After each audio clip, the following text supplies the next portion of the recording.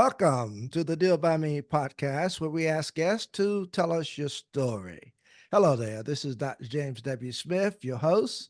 We seek to transform lives by encouraging and inspiring.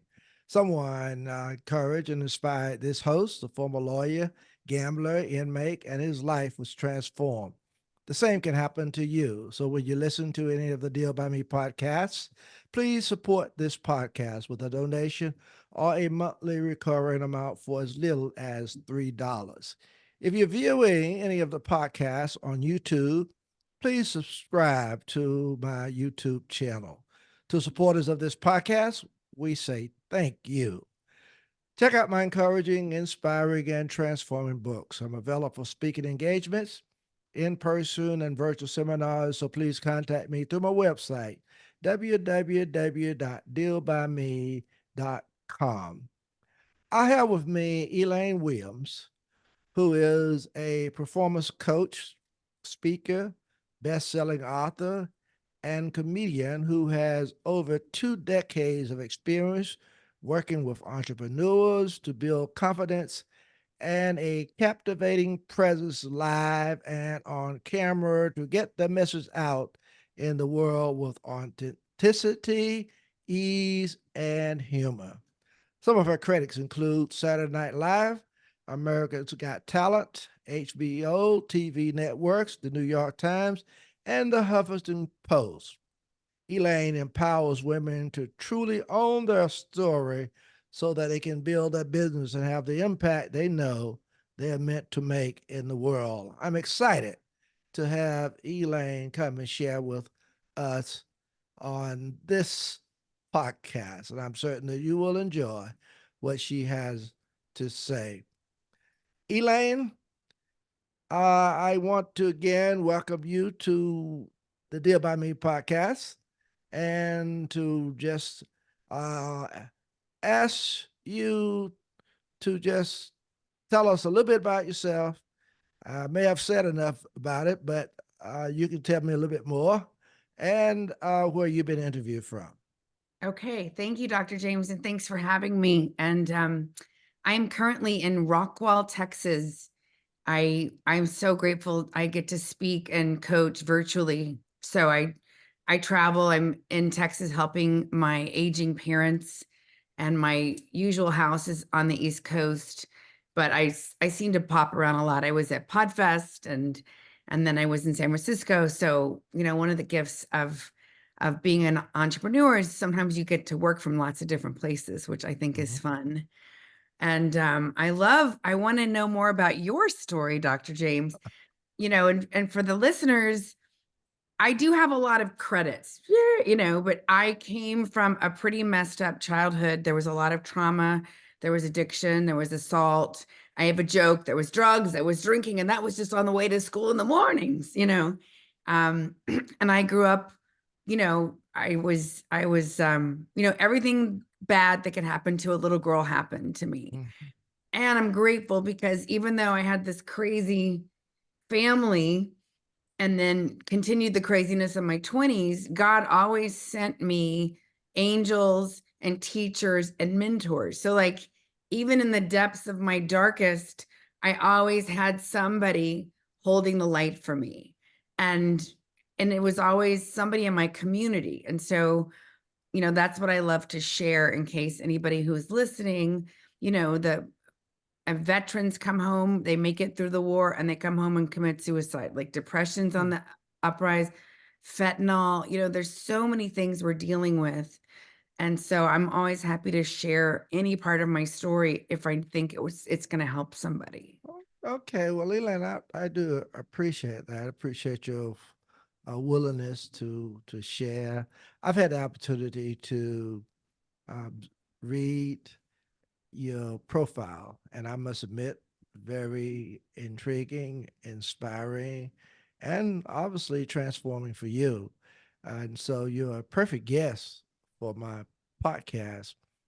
Uh, I know you are, you know, coaching, and that's kind of helping other people based upon, I assume, some of the things that you've gone through. So, what makes you uniquely, qualified to coach people about camera confidence. And I'm interested in that because most people do have a fear of the camera. They're a little shy when somebody puts Absolutely. a camera on them. So tell me a little bit about that. How you go about that.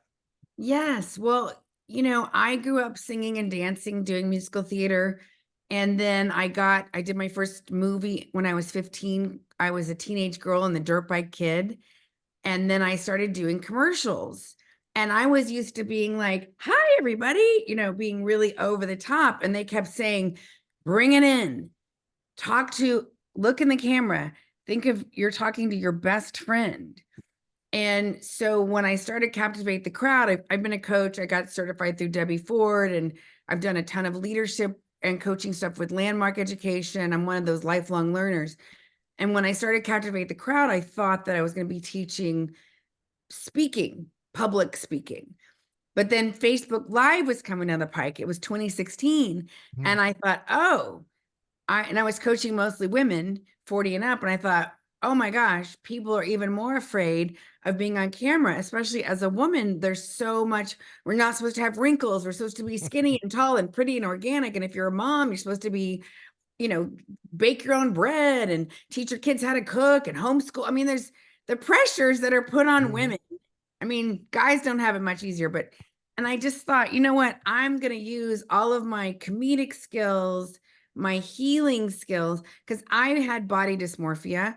I was bulimic. That was one of my first addictions. So I know what it's like to have self-hatred and to be super hypercritical. And so I just felt like I had the right combo to help women get over their perfectionism and their imposter syndrome, because when you're connected with why you started your business and how you want to help people, like what you're doing, that's so much bigger, right? Mhm. Than like, oh, I don't have my hair's kind of messed up, or I have a new wrinkle, or there's more gray. Great. Or I've got another pain in my back. There's always a reason to not press go. But when you're connected with your mission, I always think that I know that pulls me forth. So Mhm. that was one thing I've really worked on with my people, is coming from the inside out of what is the value you want to bring. How do you want to help and transcend people and help them transcend their blocks. Mhm. So that's a little bit about my Uh, uh, uh, philosophy. okay, I'm laughing because when I was reading your profile, I was saying to myself, I hope I don't mess up today. This Okay. this this young lady is camera, she knows all about this stuff. But I was having fun with you, But Good. it's very interesting. People, do have a lot of misgivings when it comes to being on camera or when it comes to public speaking. Yes. I pastored for over 32 years, so I kind of Wow. got public speaking and speaking out became a part of who I am. So that didn't bother me so much. But when I know I'm going to be on TV, I still have that little, Oh, sure. okay. So what is that one myth that you would like to debunk when when it comes to videos, Oh, coaching or speaking, because that's a great everybody's got their, thoughts thing, on this. right? Yeah. That's such a great question, Dr. James. So the minute we decide we're going to go do something bigger, right? We're going to be, Hmm. maybe we've spoken to 2 people and now we're going to speak to 20, or maybe we're going to try to go live on Facebook or do your video podcast. So then we become self-conscious and we feel the need to protect, right? So sometimes our masks come up and we want to present like we're perfect, like we've got it all together, which is actually propels people away, right? So it's Mm, like this conundrum, it's this paradox.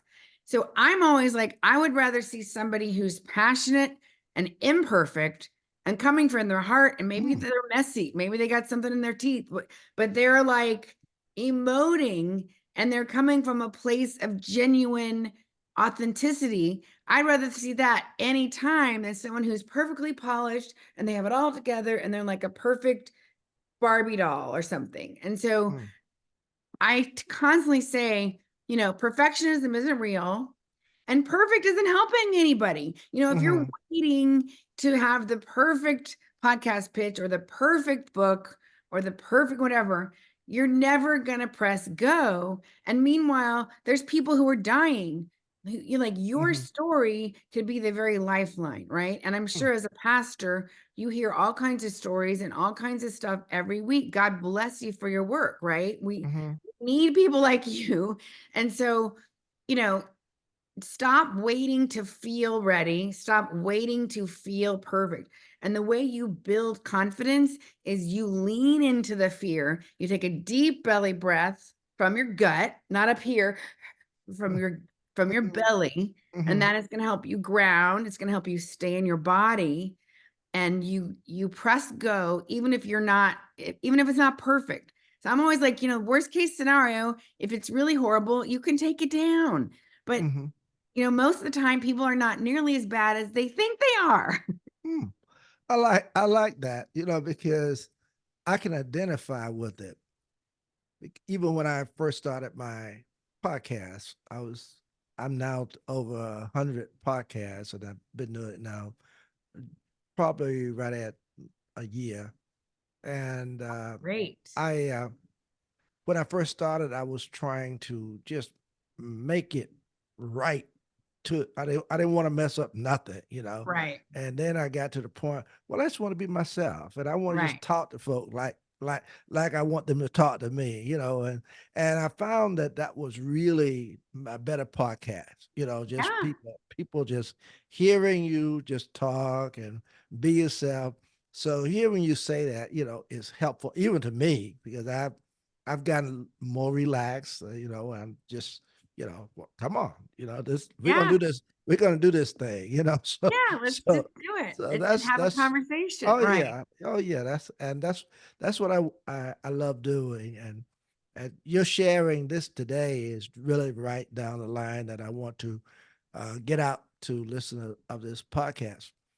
Let me ask you this: why is being consistent, you know, with videos so hard, and what should people and do about it? Oh, that's $1 million question.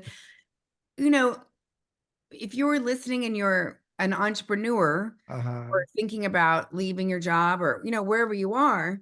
So in my world, entrepreneurship can be very up and down. Like you have days where your clients are like, you're amazing and thank you. And then you have days where people are like, no, I don't want to work with you. And it can be up and down. And Mm-hmm. and so learning to be consistent, and posting when you don't want to, or Mm-hmm. shooting video when you don't want to, or having interviews if you're having an off day, and so, that's one thing I teach and preach. And I'm so grateful because I've had years and years and years of performing Mm-hmm. and rehearsal and showing up even on those days where you don't wanna. Or, one of my favorite, a quick story is I was doing a series of one night comedy gigs, which are not like the most coveted, but I Mm-hmm. was grateful for the work. And I'm in upstate New York, and it was like a Wednesday, Thursday, Friday. So it was like the Saturday night, the last night of this string. And then I was going to get to go home. And I was in the bathroom and I was trying to like put my makeup on. And I was like, I don't feel funny. I feel fat. What am I doing with my life? Oh my Mm-hmm. God. I was funny last night. I'm not going to be funny tonight. Help. Like just not feeling it. And then these two women walk in and they were like, oh my God, you've had the hardest week. And the other one goes, yeah, I was at the hospital all week and then the funeral parlor. I really hope the comedians are good tonight. I need to laugh. And I was like, whoa. And it was such a great reminder of like, Elaine, it's not even about you, girl. Right. Your job is to get up there and do your best. You're human. You are not Mm-hmm. perfect. You are not a Stepford wife, supermodel. Your job is to show up the best you can and deliver the best you can. So I told the other comic, and we gave an extra special show. But I mean, we always, that's part of Mm-hmm. learning to bring it on the days where you're like, And what I have found, Dr. James, is sometimes the days where I really don't want to do it or I'm Hmm. kind of sick, those are the best days, the Yeah. best performances. I don't understand why, but I've had 102 fever and I Mm. have destroyed like so. And I've like even sung when I was sick, when I was singing, and I had like amazing shows. So, like learning to bring all of you, even if you feel like you're 75%, that still is enough, Mm. you know? And Hmm. so again, it's that fighting that perfectionism. And Wow. and I think a lot of times people are afraid of the bullies. Like, what if somebody sees me and makes fun of me? And I was terrified when I first started doing live. I was kind of like, "Hi, I'm going to teach you how to be bold." Like, Hmm. I was Hmm. like, "What are you doing?" And I realized I was afraid my comedy buddies were going to make fun of me. And I told my mentor, and she shared how she had had a cyber bully make really mean comments in a Facebook group. And her mentor was like, "That's awesome. That Mm. means you're on your way." And like, just think about, Oprah, one of the most amazing people of all time, has YouTube channels dedicated to making fun of her and Gail. Mm. Tony Robbins, Obama, like anybody who has stood for something has had public detractors. So instead of being afraid of it, like not trying to bring it on, but Hmm. instead of being afraid of it, what if you could reframe it like, "Oh, I must be on my way. Mm. I got in." And you can always block them if they're Okay. creepy or weird. We forget like social media is a fishbowl and you still have control of over your own profiles. You can Mm. take comments down from YouTube. You can block people on almost every platform if it becomes, if it escalates. But most of Hmm. the time people are just having a bad day, you I know? got you. I got you. I hear you. I hear you. So you're just saying lean into it rather than Yeah, running away from it. But just very good information. Very, very good information. You have also gone through a lot in your own personal life, and yes, reading your sir. profile, it was very evident. And a lot of what you seem to be doing now is something that arrived or derived, I guess, which is the best word to use, from what you've gone through. So could you kind of, eh, doing your comedy, uh, has that helped you, you know, heal and deal with life more? Because sometimes people don't know how to deal with what they've gone through, and Mm. sometimes maybe to give it a little humor helps you. Could you kind of talk about that just a little bit? Oh, absolutely, Dr. James. And, I'm so grateful because I was, I had put down the drugs and put down, I wasn't bulimic, but I was still drinking and I was a high functioning alcoholic. So I had like money in the bank. I worked at the best restaurants. I had a house sitting business. I was, and then, but God had plans for me Mm-hmm. and I had this bottom and then literally went to my second AA meeting in New York City after going to my first one in Austin the day before. And so the first couple years were really hard running around New York City. Everything's $1 million, Mm-hmm. And then I found comedy and it was so cathartic to be Mm. able just to speak my truth. And I wasn't even trying to be funny. I was just like, "Oh my God," and people would be howling. And I was like, "Oh." And then I would talk about my crazy dysfunctional family and talk about my addictions or my boyfriends or trying to be an actor. And it was so freeing to Mm-hmm. know, wow, this is a great outlet. And then to be able to laugh at myself because I was very serious. I was like, I got to make up for lost time. And, Mm-hmm. I think so many of us go through periods where we're not on our path. And so sometimes we have this feeling that we're behind or we got to make up for it. And, if you're already a high pressure person, you don't need to put extra pressure on yourself. And so I love comedy because it helped me lighten up about myself and my work, and I use it to help my clients laugh and like, Mm. okay, Okay. okay, okay, we're not, I do think I'm helping heal the world. And I do think I'm helping the helpers. Mm, And there's lots of ways we can do that. very And I powerful. always say, if you can laugh at your situation or yourself, you're winning because life is challenging. Very Life is, powerful. it's Very powerful. right. Like it's beautiful and it's Mm-hmm. brutal all at the same time. Mm, There's amazing people doing amazing things like you, Dr. James. And then there's other stuff that's happening that breaks my heart. mm, And I know for me, if I get too into the news cycle, I get like crazy. And then I'm not good. mm-hmm, I'm not helpful. I mm-hmm. can't serve anybody if I'm crazy. So I Wow. use humor to help me sort of digest things. Mm-hmm, I use humor to help people kind of laugh. So they're like, they loosen up because when we breathe, when we laugh, we take in oxygen, the feel good chemicals go up in our brains, we burn calories, we release toxins, and our walls go down. mm. And so laughter is a great way to get people to connect. Okay.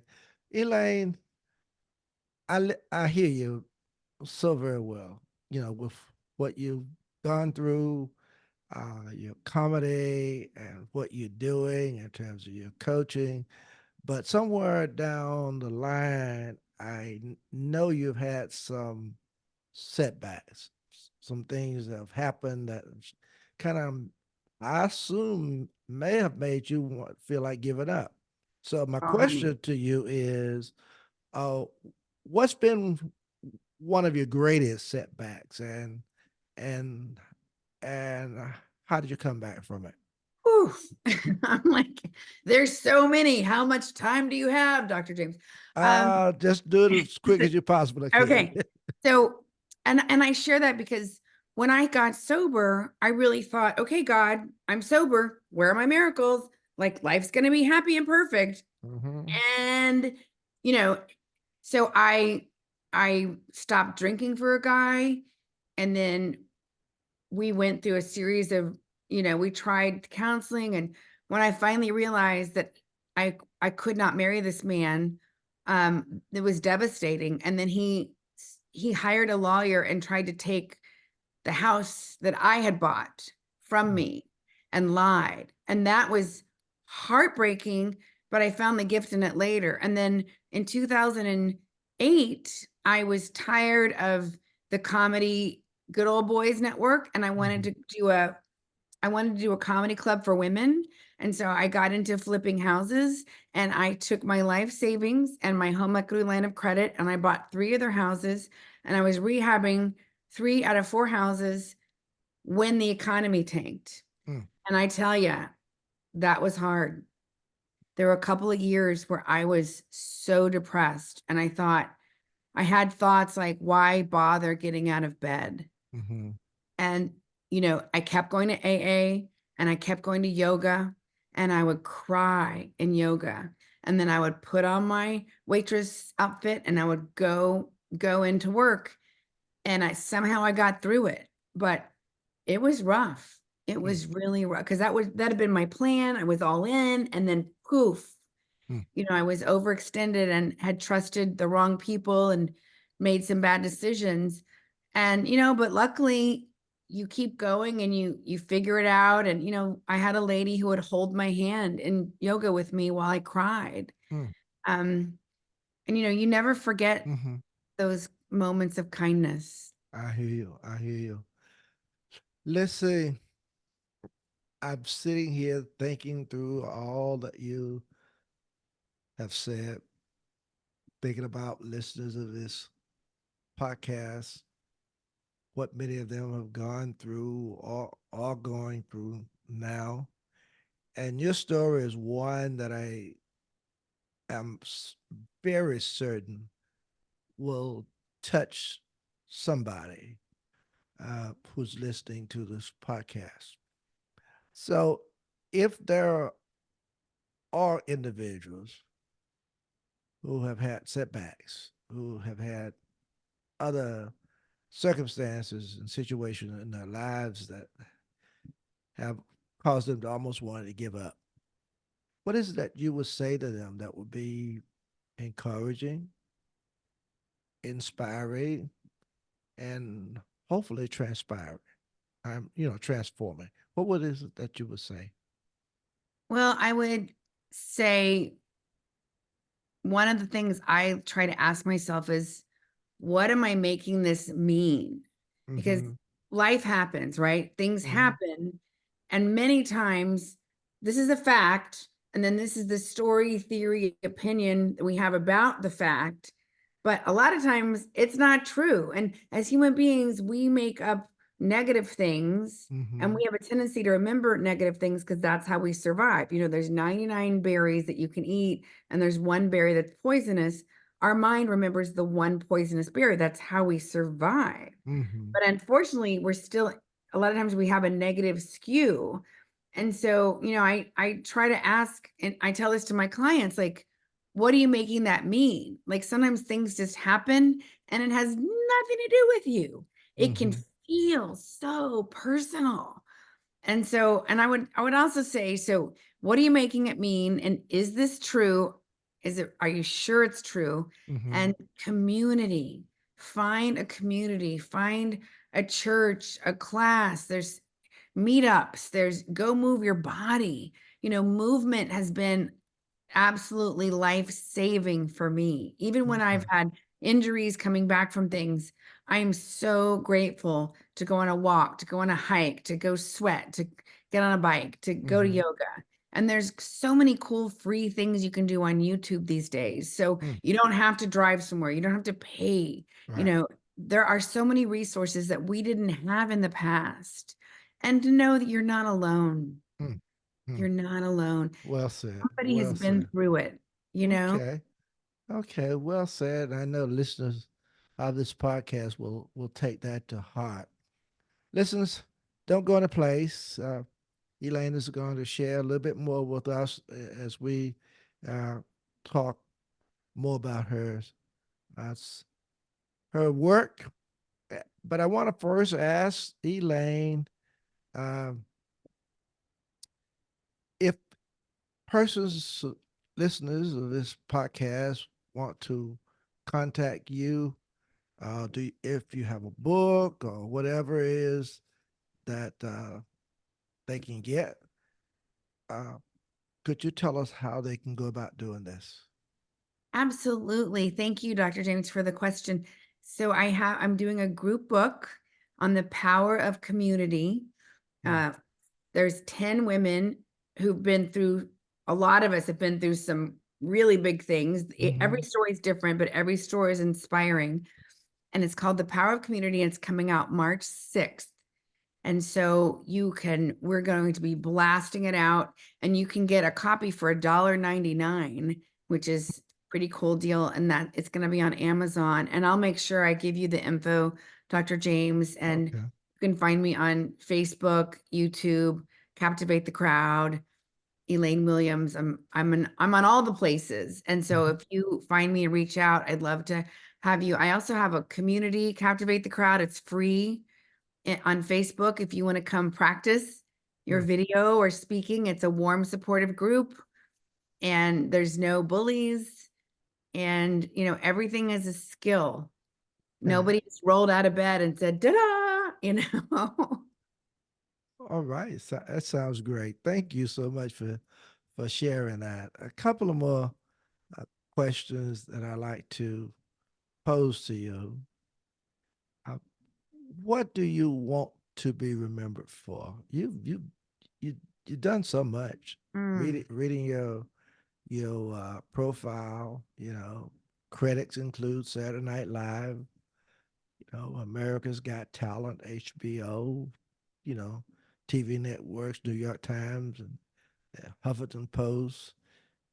But there must be something that you are most proud of. Tell us what that is. Oof. At the end of the day, I think learning to forgive Mm.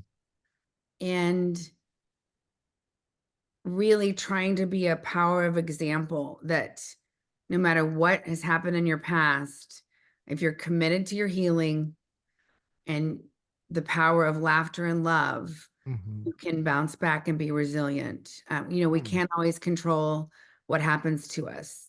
as children and sometimes in our adult life, right? There's Mm-hmm. very little we actually have control over, but if you can learn to truly forgive and then go live your best life. Mm. And I hope that I leave a legacy of love and laughter. Okay. Okay. That's well said. Well said. Well said. I don't know what to say. You've just given it to me. I, this last question, because I want to get this from you. What is something that breaks your heart and that you're doing something about it because of that heartbreak? I love it. Oof. It What? breaks my heart that we're Uh-huh. having conversations in 2024 about racism. It Mm, breaks my heart at the ignorance. And, I thought I was woke because I'm in AA and I have Black friends and I've mm-hmm, dated Black men mm-hmm, and because I've spoken at historically Black colleges. And then when I saw the George Floyd thing, I realized, Elaine, you were so not woke. Hello. And so I started educating myself, which mm-hmm, because I grew up in Texas where everything is whitewashed. mm-hmm, And so I am fiercely all about education because I think unless we have conversations about tough things, we're going to continue the cycles and the patterns. And all of this attempt to whitewash stuff scares me. So I am super passionate about who I vote for and who I give voice to. mm, And as a white woman, I feel like it's my duty to continue these conversations because the Dalai Lama says when white women of the Western world wake up, we will change the world. And no offense, but the white men have not done a great job. The world is in mm-hmm, complete chaos.